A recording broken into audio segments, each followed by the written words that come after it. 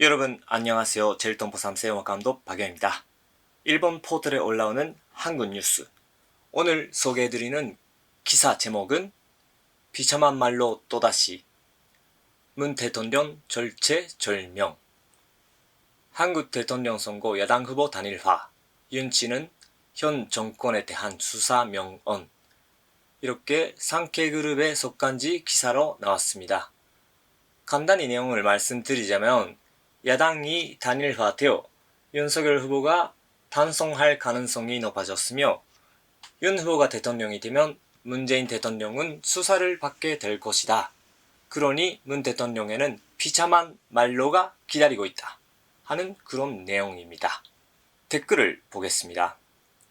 일본 포털에 올라오는 댓글, 이걸 쓰는 사람들은 거의 극우 경향을 가진 사람들입니다. 그것을 알아서 들어주셨으면 합니다.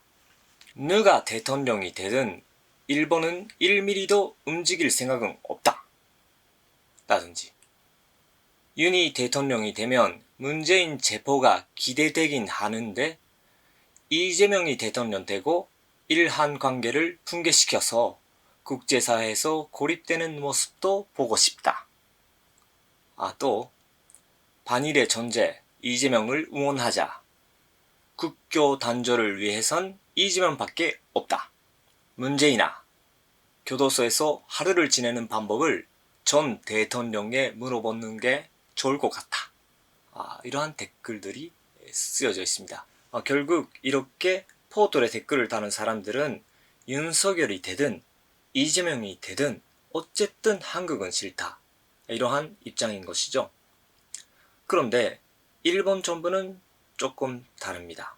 일본 정부는 분명히 윤석열 후보가 대통령이 될 것을 원하고 있습니다. 이유는 명백하죠. 윤석열 후보가 대통령이 되면 과거 역사 문제, 이것을 덮어놓을 수 있기 때문입니다. 저는 일본에서 태어나고 일본에 살고 있기 때문에 그러한 일본의 상황도 그렇고 일본 정부에 대해서도 어떤 생각을 갖고 있는지 대체 알 수가 있습니다. 그래서 여러분들께 조언을 드리고 싶습니다. 과거 식민지 역사에 대해서 눈을 감고 이제는 말 안 하겠습니다 하고 일본 정부에 머리를 숙이고 싶으신 분들은 윤석열 후보를 지지하면 좋을 것 같습니다.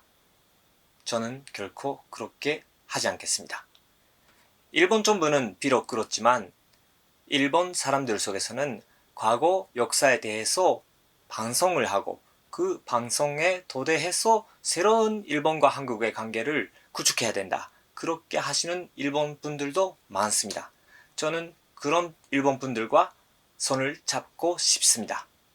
여러분께서는 어떻게 하시겠습니까? 오늘은 이만 하겠습니다. 감사합니다.